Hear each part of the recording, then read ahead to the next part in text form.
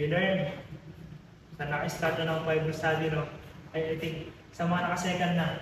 Sa aming second Bible study, kasama ko sila team, by the way. Ay, kita namin that when Jesus Christ speaks, something happens. And we pray that God will speak, Jesus Christ will speak to the preaching of the word this morning. Gaya ng sabi natin kanta kanina, to banish all our darkness living, to banish all our doubting. But this morning, our passage has a lot of time sa mga nagbabasa nito, first time maka-encounter, has caused a lot of doubt. Napapatanong sila, can I lose my salvation?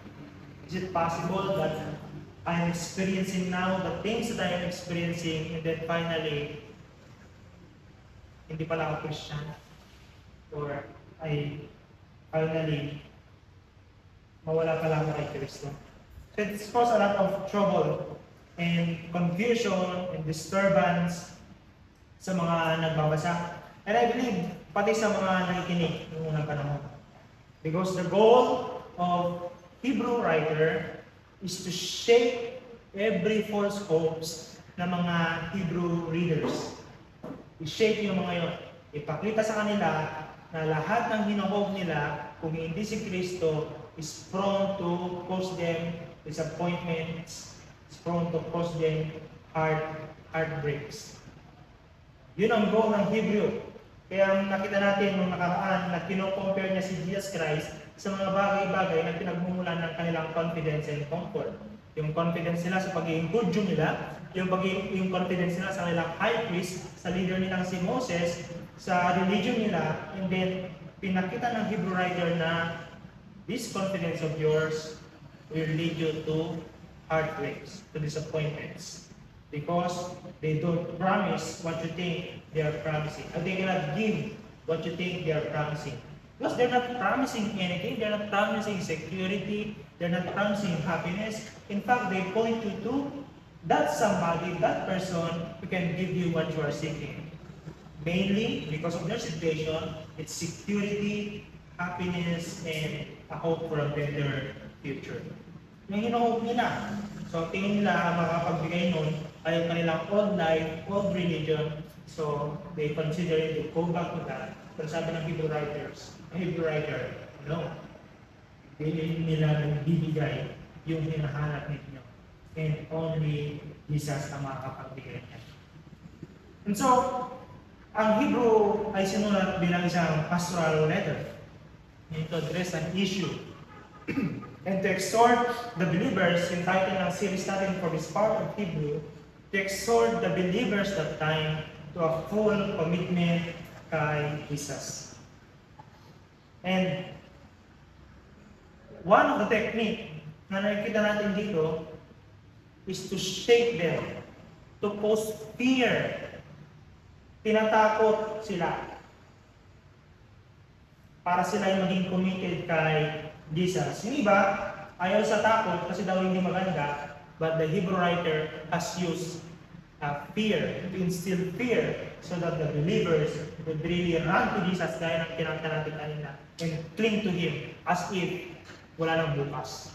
And that's the goal of the message this morning, to push you to cling to Jesus as if wala nang bukas, as if wala nang darating ng ibang araw na you can cling to Him, but today. So let's go to the Lord in prayer to cause that same purpose, the purpose of the writer of Hebrews ay mangyari sa atin this morning. Father in heaven, this is your word, and only you can bring it to us so as to cause fear, so as to cause trouble from our false hopes, trouble coming from our false security and false identity, and run to Jesus alone. Help us, O God, we pray. Yes, name. Amen. Itong passage na pinapag-aralan natin, mga kapatid, I consulted people, commentaries, because I have had for 3 weeks na. Ibig sabihin, ilang araw natin, I have a hard time in really digging into the passage. Ano ba talagang sinasabi niya? Paano siya related sa buong takbo ng kwento ng Biblia at sa purpose ng writing ng Hebrew. Although may dalawang major views, especially sa verses 4 hanggang 6. Because this verses 4 and 6 ay nag-divide sa Protestant Church na sa paniniwala, one, pwede mong maligtas ang iyong, pwede mong mawala ang iyong kaligtasan. Pwede mawala ang kaligtasan din ni Jesucristo.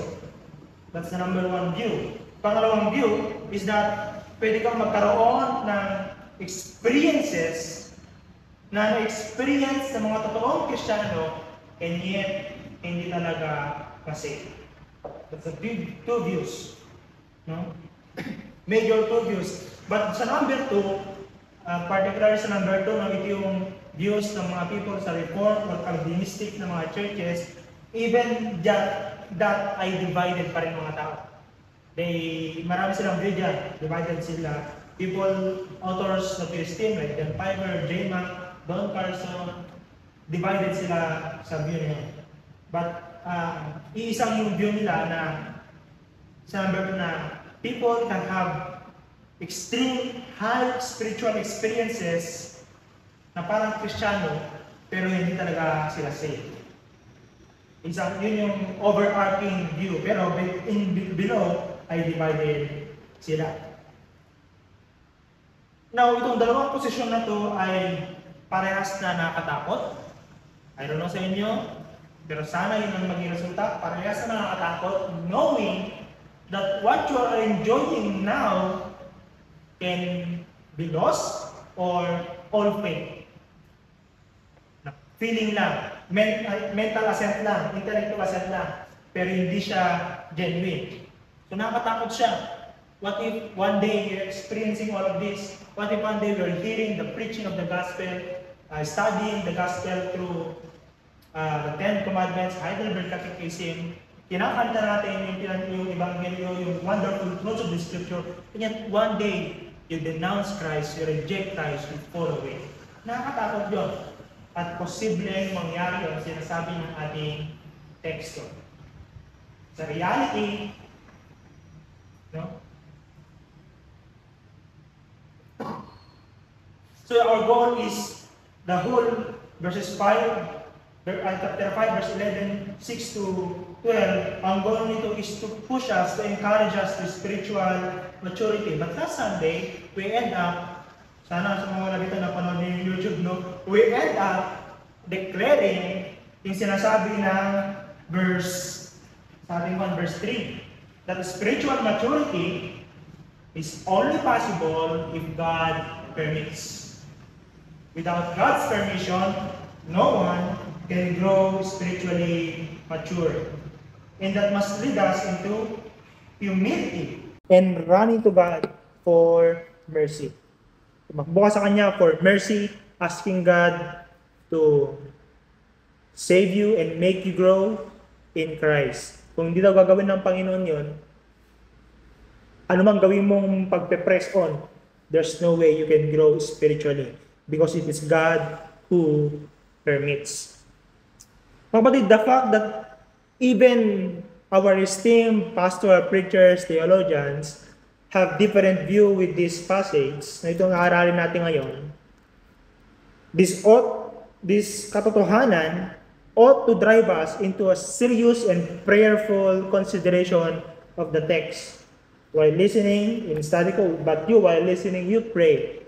You really ask God sa idala niya sa inyo yung message and make you understand the message of this passage.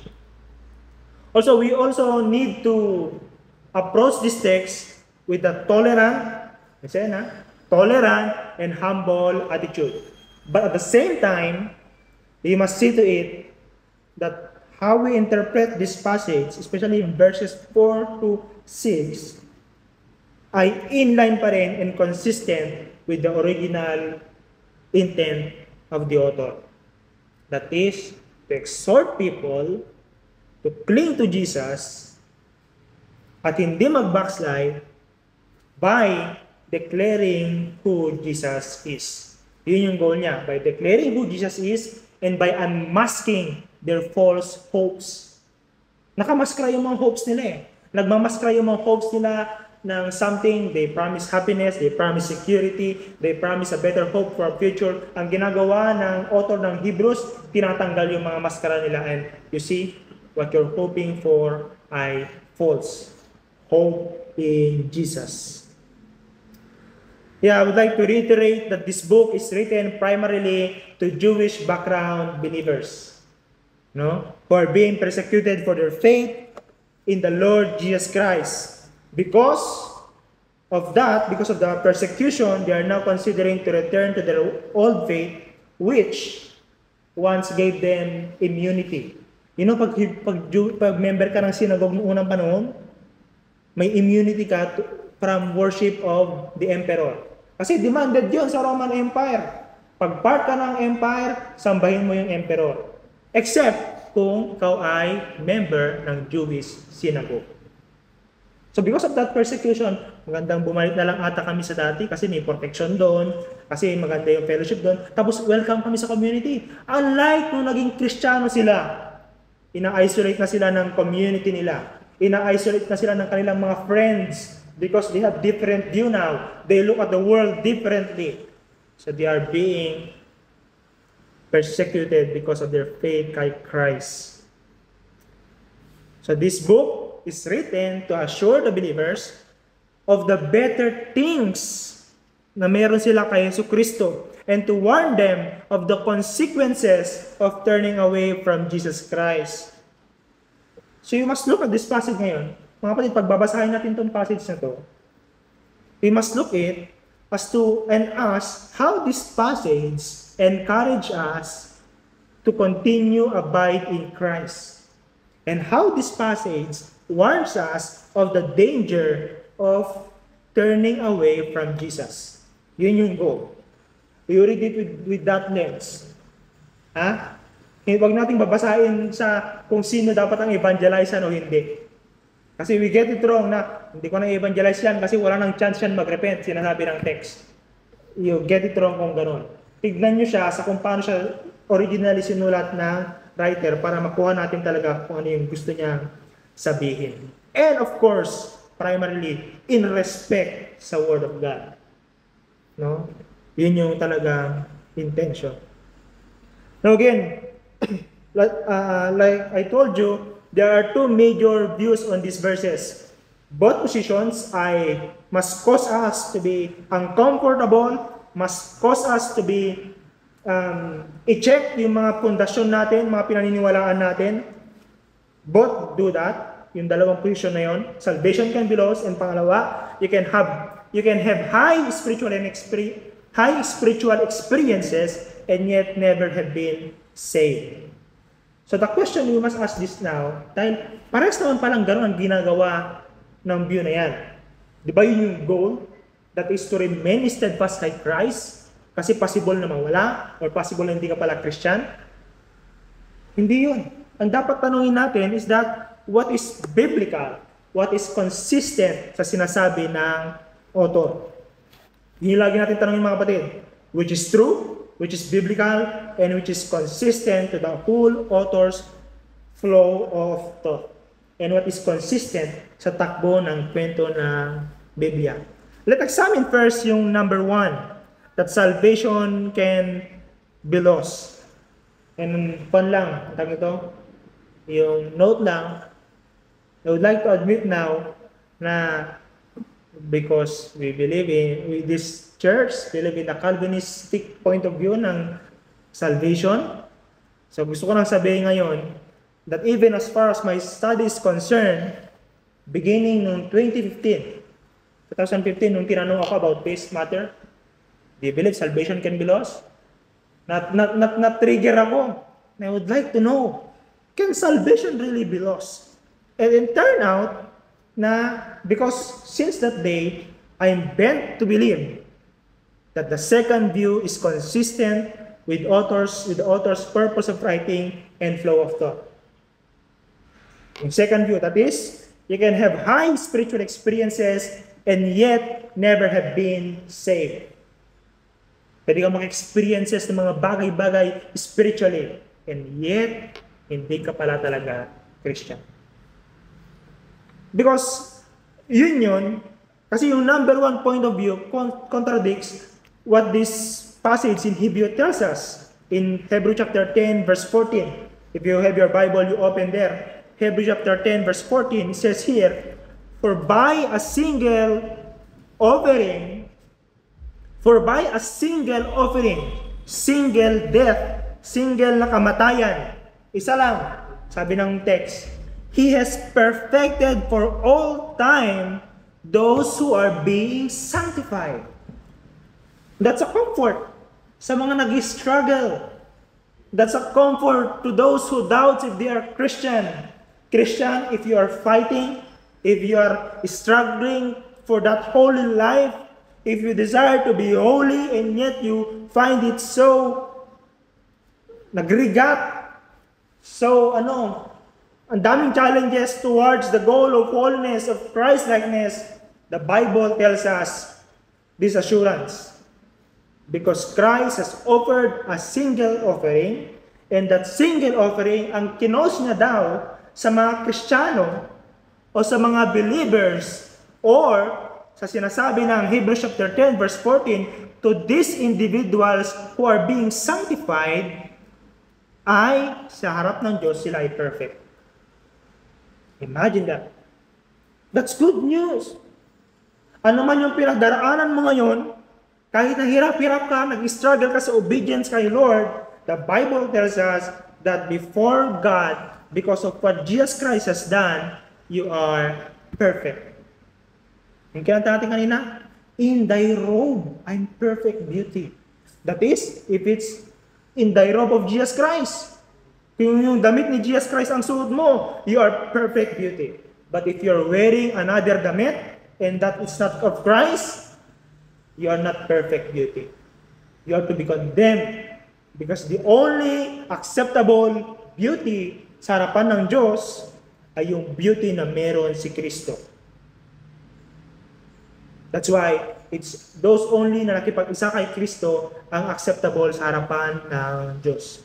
That is what we proclaim. Yun yung sinasabi natin dito.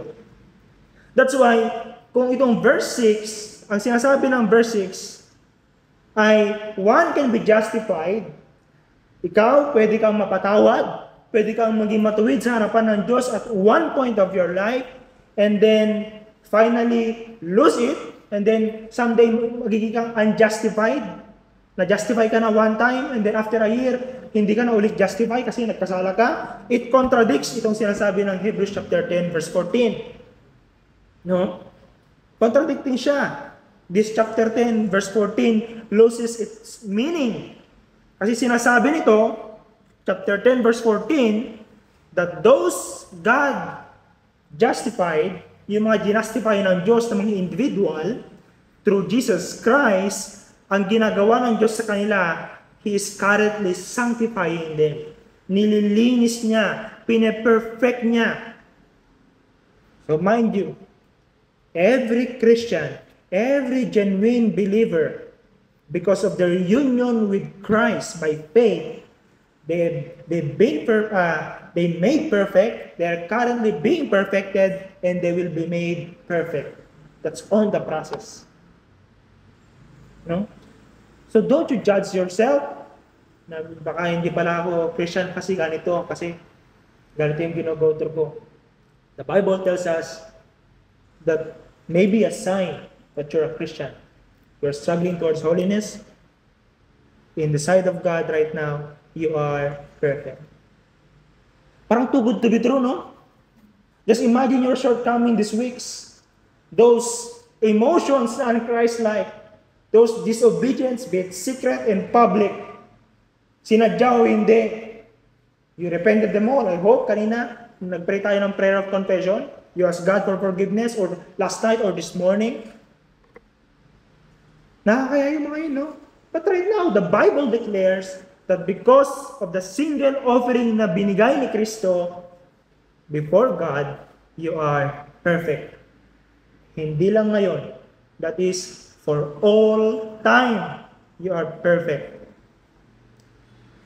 Dahilan kung bakit yung number 1 ay unbiblical, because number 1 view that salvation can be lost encourages dependence on one's own perseverance rather on the finished work of Christ on the cross. And as far as our series is concerned, on the ongoing work of Christ as our interceding high priest.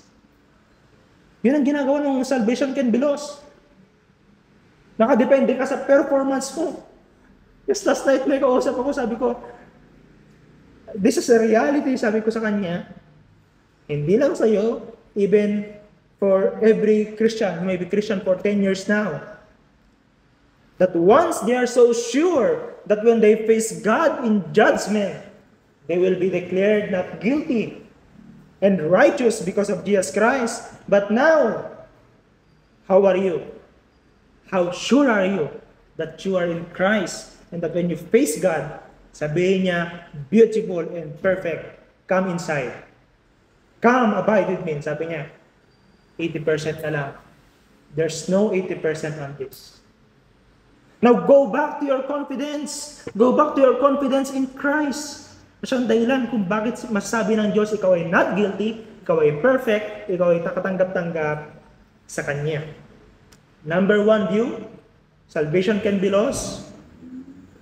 Nakadepende sa work mo, nakadepende sa there are religion right now, there are churches sa ating bansa na nakadepende sa pagpamember mo sa church. Gaano ka faithful sa simbahan. So that's ang tinuturo ng salvation can be lost. And it contradicts yung sinasabi mga kapatid ng Hebrews chapter 10 verse 20-21. Yung binabasa natin lagi every end of service, yung benediction. Basahin ko. Now, may the God of peace, Hebrews chapter 13 verse 20-21. May the God of peace who brought again from the dead our Lord Jesus, the great shepherd of the sheep, by the blood of the, i-highlight ito, eternal covenant. Eternal covenant. Equip you with everything good that you may do His will, working in us that which is pleasing in His sight, through Jesus Christ, to whom be glory forever and ever. Amen. What does this passage tell us? That salvation on the final analysis ay nakabase sa ating Panginoong Diyos. Siya ang nagbigay ng eternal covenant. Siya din ang nagbibigay sa atin ng kakayahan na gawin ang kanyang kalooban. But what is this eternal covenant? Ito yung sinasabi mga kapatid sa Ezekiel chapter 36 verse 26-27. I-highlight nyo to. Ezekiel chapter 36 verse 26-27 says here,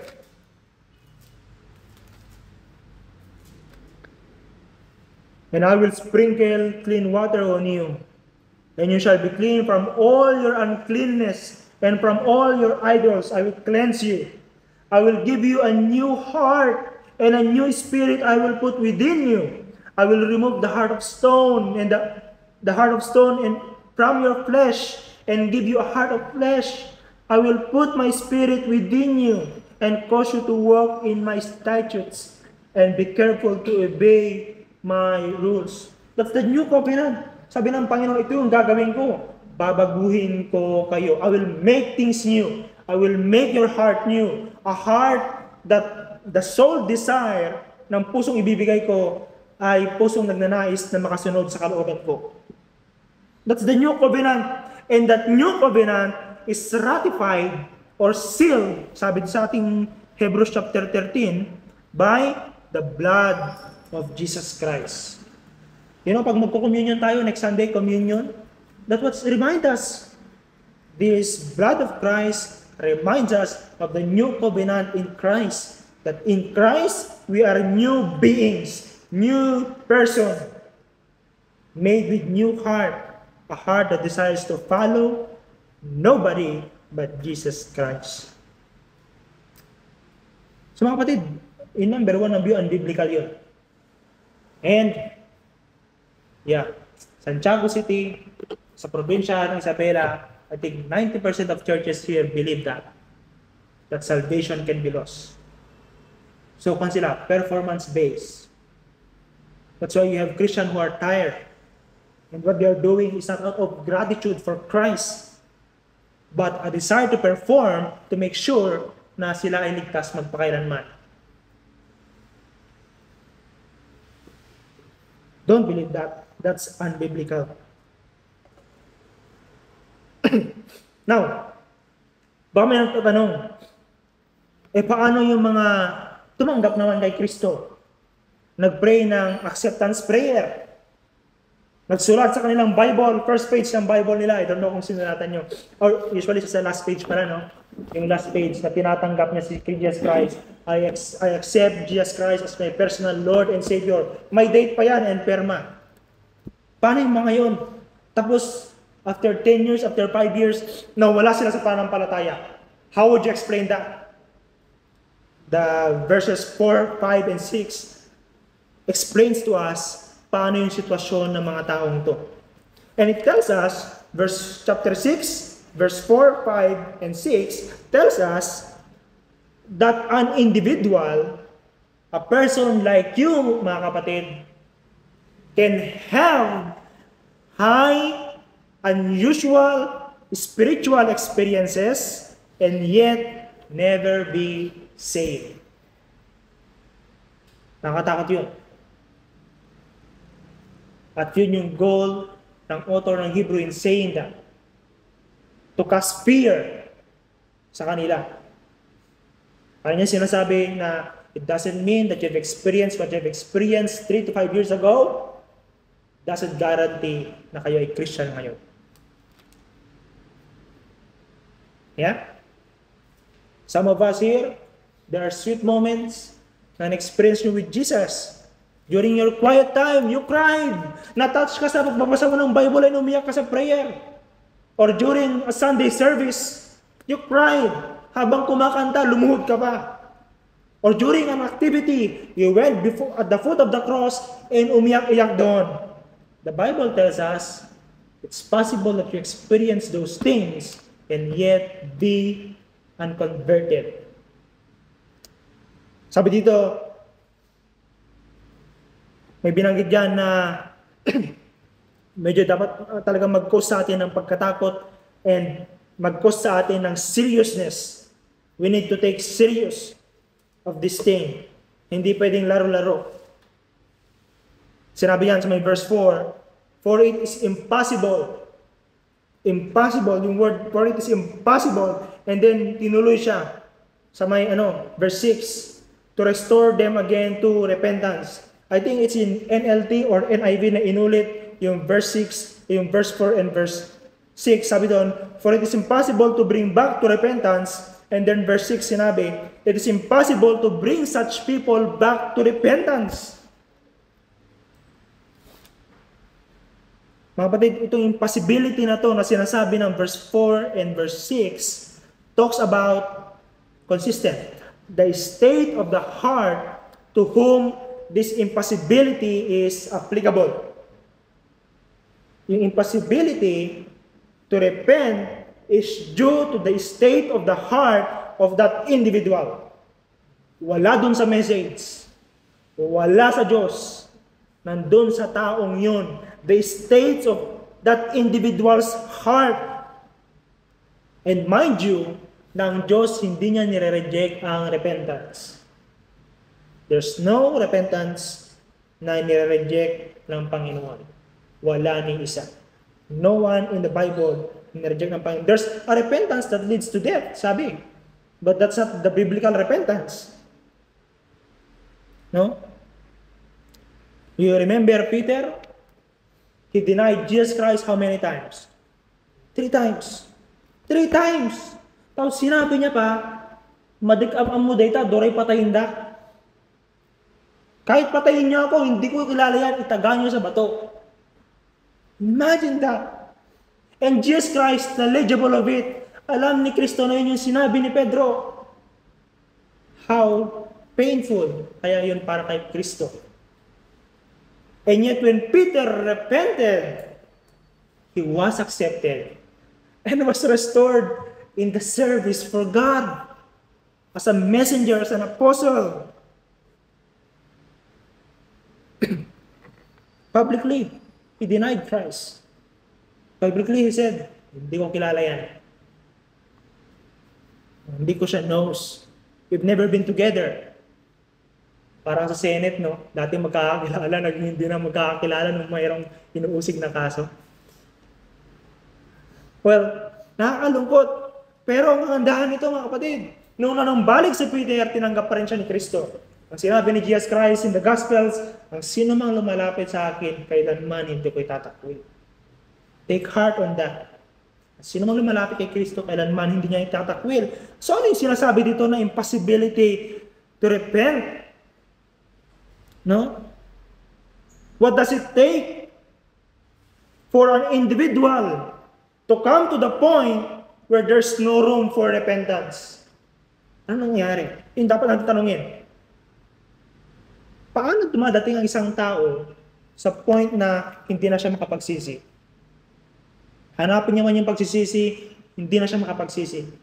Gusto niya mang bumalik sa Diyos? Although, kahit i-share mo man sa kanya yung gospel, i-rebuke mo man siya, hindi siya na siya makabalik. Ano nangyayari? No? Tignan natin sinasabi ng verses 4, 5, and 6. Sinasabi dito mga kapatid, that these people for whom there's no room for repentance are people, number 1, na naka-experience ng enlightenment. They are people who have received the message of the gospel and was explained to them biblically. There are those explanation of the gospel falsely. At dapat natin i-rescue yung mga hearers na yun and proclaim to them the biblical gospel.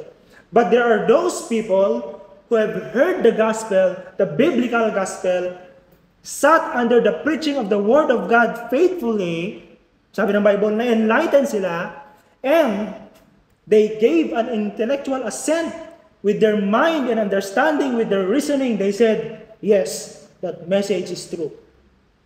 So na-enlighten sila, nag-agree sila. Nasabi nila, oo nga, yan lang din talaga yung paraan ng kaligtasan. They enlightened, they agreed to this message. Pangalawa, there are people who have tasted the heavenly gift, pag-isahin ko, and have shared in the Holy Spirit. Because it seems to me in my study that that heavenly gift is the gift of the Holy Spirit. These people, mga kapatid, for whom repentance is impossible, hindi makapanumbalik sa Diyos, are people who may have experienced or witnessed something miraculous in their lives or in the lives of others. They witness it firsthand. Miracles, like the Jews in Jesus' day, na-experience nila and na-witness nila yung mga miracles ni Kristo. Hindi lang yan. Napakinggan nila yung Sermon on the Mount. Si Jesus Christ yung nagtuturo nito, ha? Siya yung nag-explain. Napakinggan nila yung mga parables ni Kristo. And yet, many of them still did not believe Him. Many of those who followed Him everywhere because of wanting to experience yung miracle or at least ma-witness yung mga miracle niya, nung siya'y nakay Pilato na, sila na yung tumatawag kay Kristo na ipako siya. Crucify Him. They've witnessed Christ. Nakita nila na wala na siyang ginagawang kasalanan. Di ba, gumagawa siya ng mabuti, nagpapagaling, nagpapakain sa mga gutom. They've witnessed it. And yet, finally, they cried out, crucify Him! Crucify Him!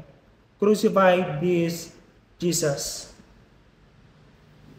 These people who have tasted the heavenly gift and have shared in the Holy Spirit are people who have experienced, listen carefully, kasi baka isa sa'yo ang ganito, who have experienced the convicting power or the convicting call of the Holy Spirit to turn away from the things that are not of God and of Jesus Christ. Na-experience nila yon.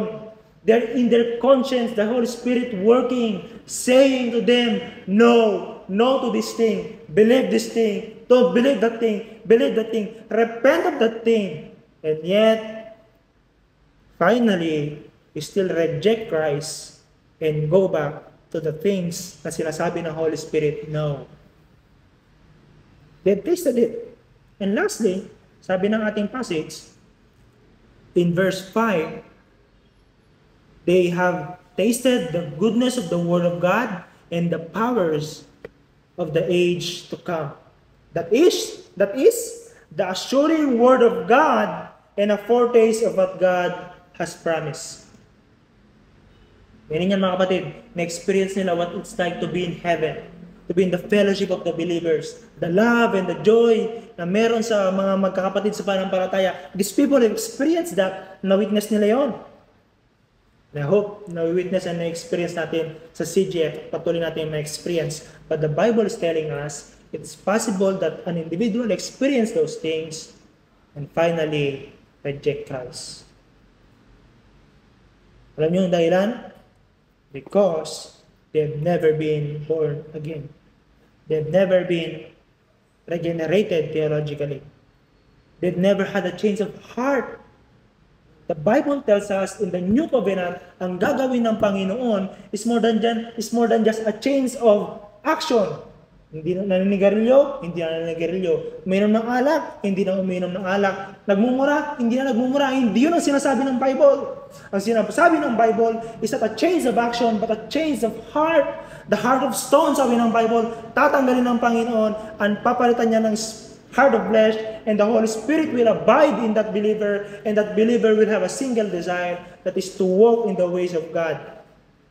Obviously, hindi ito yung gusto ng mga taong to.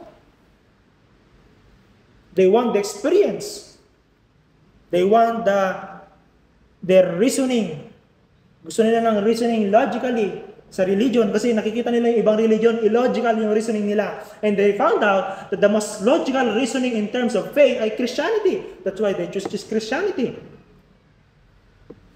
They're the elitists. Elitists kung tawagin. But people, they have never really have a change of heart. I think it's John Piper who said that you can have a PhD in theology, doctor of divinity, and yet have an unchanged heart. You can be knowledgeable of the Bible and yet remain unchanged in heart. Mga kapatid, you see what's going on dito sa verse 4, 5, and 6? Anong ginagawa ng author ng Hebrew to these professing Jewish believers? Ang sinasabi ng author ng Hebrew sa mga professing Jewish believers who have no room for repentance, sinasabi ng author ng Hebrew, they are repeating what their Israelite ancestors did during their journey in the wilderness. Inuulit nila. Sana nag-learn na sila dun sa past, knowing their history. Sana nag-learn na sila. You see, yung mga Israelites sa wilderness, they have heard the promise of freedom from slavery sa Egypt. They have heard the promise of a better land, a better country. Hindi lang yun. Na-witness nila yung mga miracles na ginawa ng Panginoon para yung Pharaoh ay mag-give up at palayain na sila. Na-witness nila yun. Na-witness nila yung pagkakahati ng Red Sea. Kumain sila ng tinapay mula sa langit. Ng tubig na dumadaloy mula sa disyerto na hindi nila alam kung saan nanggaling. Na-witness nila yon. Nagkaroon sila ng ilaw sa gabi kasi may apoy to protect them from the coldness of night kasi disyerto, malamig daw, sabi ng tatay ko na try nag-work sa desert. Tapos sa araw, sobrang init naman, nakakamatay. Mayroong nagko-cover sa kanilang clouds. May mga gumaling mula sa mga nakamamatay na kagat ng ahas. And yet, pagkatapos ng lahat ng iyon, pagkatapos ng promise of a better land, pagkatapos ng lahat ng mga miracles na na-experience nila, sabi ng Bible, they were unable to enter the promised rest because of their unbelief. And hindi lang yon, they wished many times to go back to Egypt. You see yung ginagawa ng mga Hebrew believers dito. Mabuting bumalik sa old faith. The Bible is declaring you're repeating the mistakes of your ancestors. Don't do that. Don't do that. The Bible tells us, mga kapatid, it is possible for an individual to go as far as this. Be enlightened, maranasan ang Holy Spirit, mag-speak in tongues, tasted the goodness of the Word of God and the power of the age to come. It's possible to happen, yet be not truly regenerate, or sa ating salita, hindi talaga sila na born again. At yun ang sinasabi ng Bible. Si Jesus Christ, our Lord, gave us a parable that tells us the same message in Matthew chapter 13, the 4 kinds of soils. Naalala niyo yun? Yung butil na nahulog sa gilid ng daan, yung butil na nahulog sa may batuhan, yung butil na nahulog sa may damuhan, and then yung butil na nahulog sa may matabang lupa. Lahat tumubo except yung nahulog sa may gilid ng daan kasi kinain agad ng ibon. Sabi ni Jesus Christ, lahat ng mga butil na nahulog sa rocky, sa grassy, and sa good soil ay tumubo. But eventually it did not last except for the good soil. Mga kapatid, ano sinasabi ng ating text? Na tama yung sinasabi na time is the best revealer of things. What you are now, ilayo sana ng Panginoon na mamatay tayo prematurely. If we die of old age, what you are now will soon be revealed in few years' time. In 10 years, malalaman kung talagang totoo ba yung ginawa nating confession during the membership interview. In 15 years, malalaman. In 20 years, malalaman. At kung sinasabi ng passage, at kung mag-backside ka o mawala ka sa pananampalataya, the passage is telling us na you are those people for whom repentance has no room.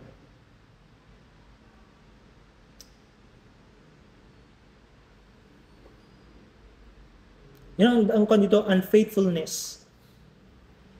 Kawalan ng pananampalataya sa pangako ng Panginoon. Kawalan ng pananampalataya sa mga warning ng Diyos. And you have example dito mga kapatid, sa Hebrew alone. Si Esau, may study natin yan sa mga susunod na chapter, ay isang example ng tao na unable to repent. Kasi anong ginawa ni Esau? Esau exchanged the birthright for a 1 meal support. Lugaw pa. Hindi ko alam kung baka masarap na lugaw yon. I don't know. Pero in-exchange nga yung kanyang birthright. Para niyang sinasabi, lahat ng kayamanan na meron ng aking amang si Isaac, lahat ng privilege upang maging leader, upang maging ruler, upang maging tagapagmana ng kaharian ng aking amang si Isaac, ay pwede kong i-exchange sa bowl ng lugaw. Imagine that, no? Sabi natin, 1 milyon sa isang bowl ng lugaw kasi gutom na gutom ka na. And yet, Esau did it. In exchange niya, yung napakagandang future na nag-aantay sa kanya, which is reality sa kanya na yon kasi, paborito siya ni Isaac. Na-experience niya na yung goodness of being a panganay. And yet, kahit na-experience niya, kahit alam niya yon, he exchanged that for a panandaliang pleasure. Panandaliang kabusugan. Another example you are familiar with, Judas Iscariot. Sabi natin kanina, in-exchange niya si Jesus Christ sa presyo ng isang slave. Nagkwenta ko kanina, ay nag-consult ako. Magkano kaya yung 30 pieces of silver ngayon? Ang sabi, nasa 200 to 300k daw, I don't know. Pero sinasabi ni Judas, ganito mga kapatid. Si Judas, nakita niya and na-witness niya yung mga miracles ni Jesus. Si Judas, narinig niya yung mga teaching ni Jesus. Si Judas, naranasan niya yung tenderness of this great shepherd, Jesus. And finally saying, away with Christ, I want my 30 pieces silver of gold. This is what I want. And not Christ, this thing. These people Esau, Judas, at yung mga taong tinutukoy ng Hebrews chapter 6 verse 4 ay people who have known and tasted the best of the best. Yet on the final day, lose it by denying it. It's possible, mga kapatid.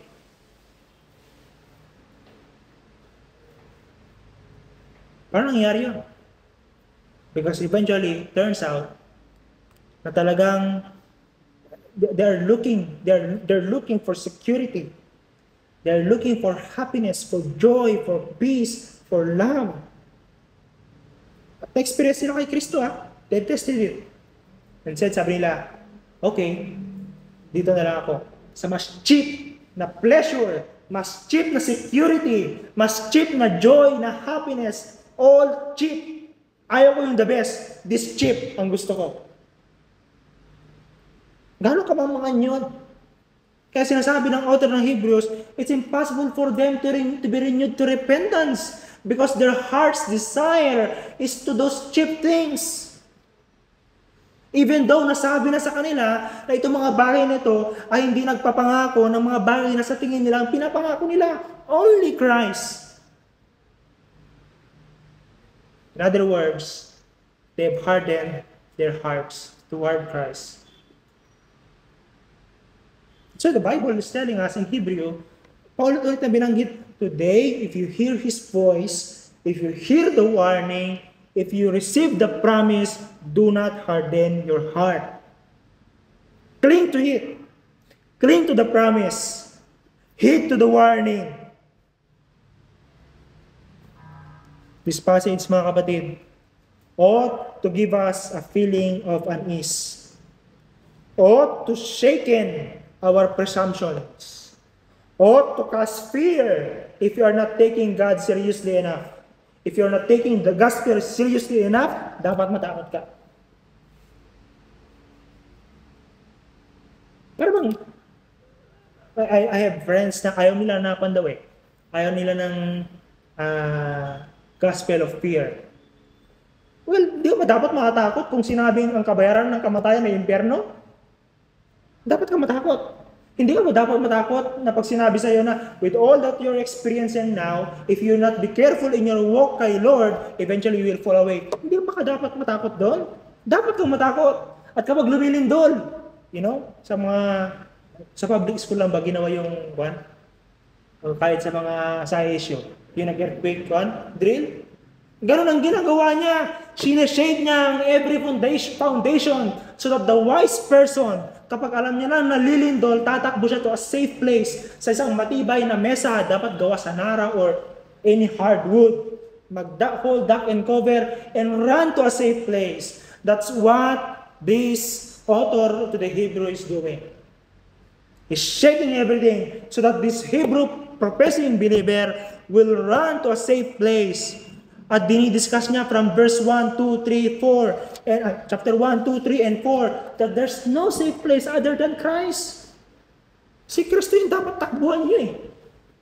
Yung tinatakbuhan niyo yung mga peke, mga plastic na babagsak yan kapag lumindol. The same here. Run to Jesus. Parang sinasabi niya, the fact that you run to that monoblock shows that you are really not a believer. You don't believe the warning, you did not take heed of the instruction, and then it will be to your doom. Kapahamakan mo yan.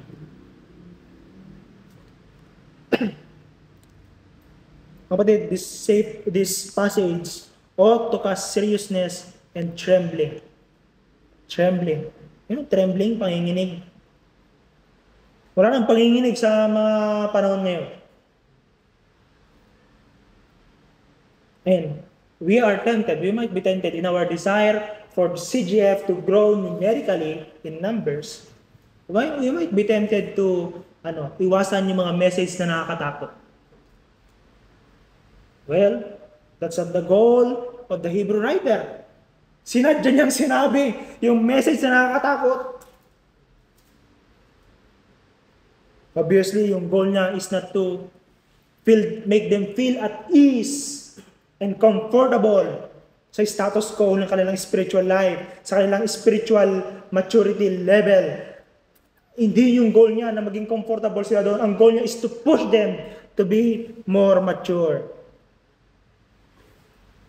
You rarely hear the word trembling now. Every church administration, every church leader ngayon, mga kapatid, hindi naman siguro lahat, no? Most churches are busy planning the sermon, planning the church building, how to make everyone feel comfortable. Pati dun sa kanta, how to make everyone enjoy the song. So busy ang mga simbahan na pagpaplano na yon. Pero yung author ng Hebrew, hindi siya busy doon. He's busy pushing these people to step up, to cling more. Humawak ka, higpitan mo pa yung hawak mo sa dati mo na hawak ngayon.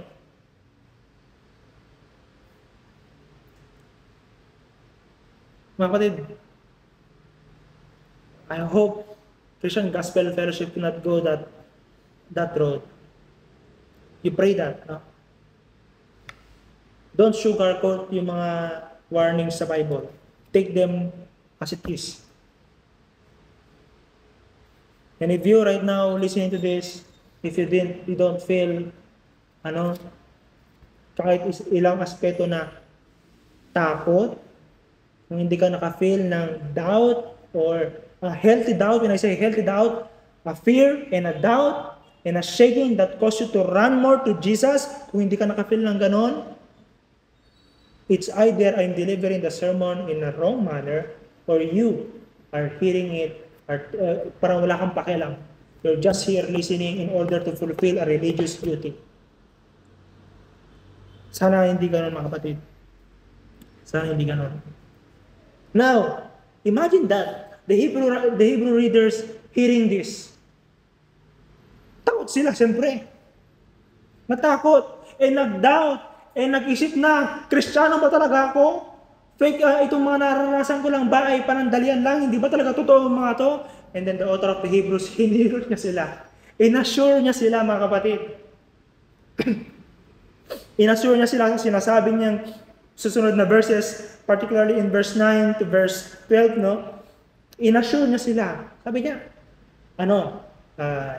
kami naman, sabi ng author ng Hebrews, we feel though we speak in this way, though we speak in a way na nagkakas ng fear sa inyo, though we speak in a way na very harsh, mga kapatid, on your part, minamahal, sabi niya, we feel sure of better things to belong that belongs to our salvation. Parang sinasabi niya na, sure kami na kayo ay mga anak ng Diyos. Sure kami na kayo pagmamahari ng Diyos because it is evident on your work.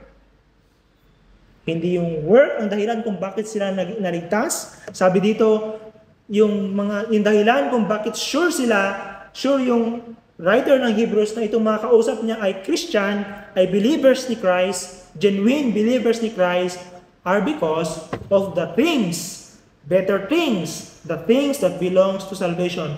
Na minention niya sa mga sumusunod na verses, verse 10 to verse 11, their love and their service for other believers. Patunay daw yun na sila ay Christian. But what he's doing is this. Don't be satisfied with what you're doing now. Do more. Do more. In order for your assurance, sabi niya, in order your assurance ay mas tumindi. Maging full yung assurance. Hindi yung pagtatanong yung gano'n ka sure kung ligtas ka na. 80%. Hindi ganoon. Ang sabi ng author ng Hebrews, do more with what you're doing now, pursue more with what you're pursuing now, in order for you to have full assurance of hope until the end. At hindi ka maging tamad. Hindi ka maging sluggish, kundi mag-persevere sa pananampalataya. In fact, binasa natin kanina and I would like to read it again. He assured them again of their standing before God. In Hebrews chapter 10, verse 10, and then jump to my verse 14. Sabi dito, and by that will we have been sanctified through the offering of the body of Jesus Christ once and for all. And then verse 14, for by a single offering he has perfected for all time those who are being sanctified. Yeah, alam niyo ginagawa ng author to the Hebrews? He's shaking them, at the same time comforting them. It goes hand in hand. A Christian who is comfort and assured and confident that he is saved is someone na hindi satisfied sa kanyang spiritual maturity level. He always push and push and push. Nag-grow. Nabasa nyo na yung Bible nyo?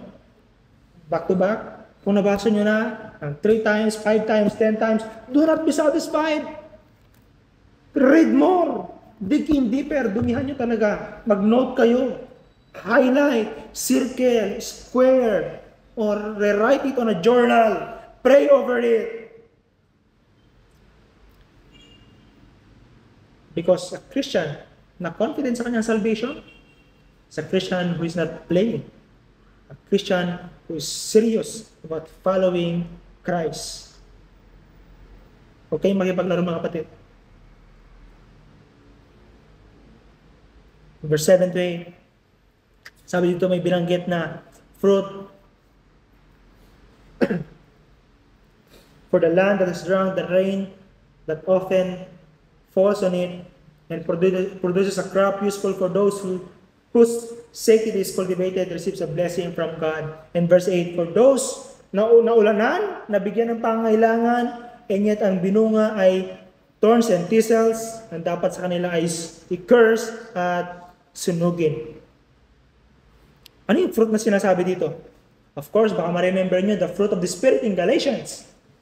But as far as Hebrew is concerned, mag-stay tayo sa Hebrew. No?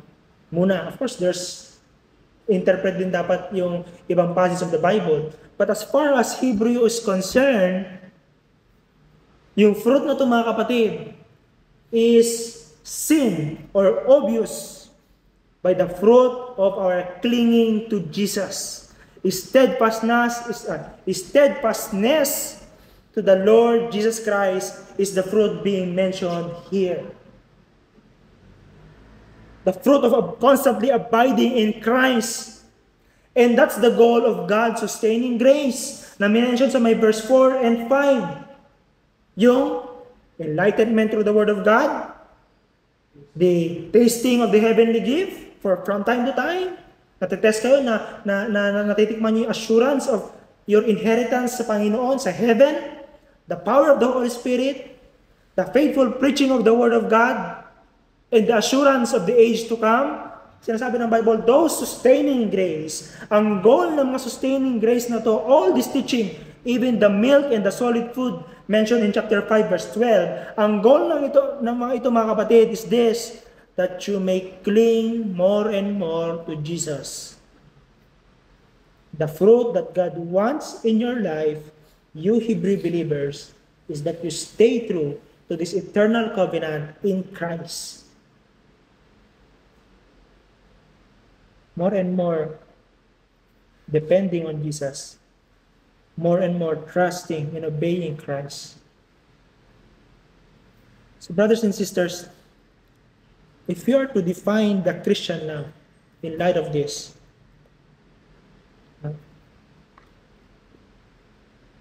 ang dahilan kung maraming nawawala sa church and natatakot yung mga Christian leaders na kaysa nagkakaubusan daw ang mga tao sa simbahan, may isang rason na yung unfaithful preaching of the Word of God, lack of prayer. Yung dalawang yan magkasama, unfaithful preaching and lack of prayer, they go hand in hand.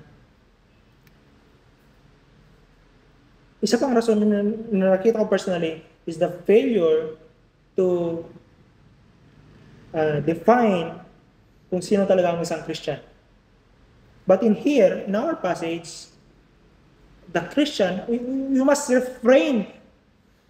Mag-stop tayo to define the Christian as someone who have some kind of experience. Refrain from that. The Christian may have experience, pero hindi lang yun ang Kristiyano. We must stop from defining the Christian as a person na nakahanap ng ka-vibe niya na grupo. Kasi sa labas, puro ang pinag-usapan, puro kapastusan, puro pera, puro personal ambition. That's why nung napunta sa simbahan, nakahanap siya ng pag-uusapan ng immorality, the Bible, spirituality. The Christian is not that. Hindi ka naman isang Kristiyano. Even the church is not a group of people who happens to gather every Sunday because they prefer some kind of genre ng music, same sila ng gusto, or even gusto nila ng clean conversation. That's not the church. The church is this group of individuals who have tested things. Test nila ang mga bagay-bagay and have proven that these things are worthless and can satisfy their deepest longings. And nothing and nobody can satisfy those deepest longings but Christ. So the church is a group of people who cling to Christ, to Jesus Christ. That's the church, according to our passage. Clingers, mga clinging. They cling to Jesus. That's why those who don't cling to Jesus, who cling to intellectual reasoning, who cling to some kind of spiritual, religious experience, they are not part of the church. The church is a group of people who knows the word of Christ and have compared Christ to sa lahat ng bagay ng mundo. And because they've seen the word of Christ, they cling to Christ. That's the church. And they want to cling more and more to Christ. Are you part of the church? Or you're just part? Ilan tayo ngayon dito? 9. We are, ilan yung membership natin? Plastin and Pael. You're 11. You're just part of those members who have been accepted sa Christian Gospel Fellowship. It's possible. Don't be a clinger to some religious group. Be a clinger to just cling to Christ. The Bible is clear. You can take comfort in that you are God's beloved, that you are God's perfected saint. Oh, mga kapatid, let's stop for a moment and evaluate ourselves. Why are you here? Are you here only for the preaching of the Bible? Yun lang yung pinaka-end. The preaching of the Bible? That's not the end. Are you here because the singing is not so noisy compared to other churches? Mas solemn yung singing dito? Are you here because of friendship? Dahil may kaibigan kayo dito.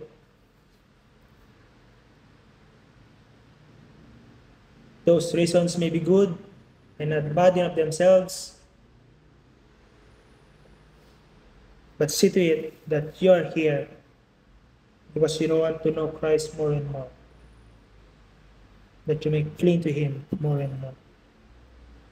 And I ask you now to repent of those tendencies to turn away from Christ and exchange Christ foolishly like Esau and Judas sa mga bagay-bagay na panandalian.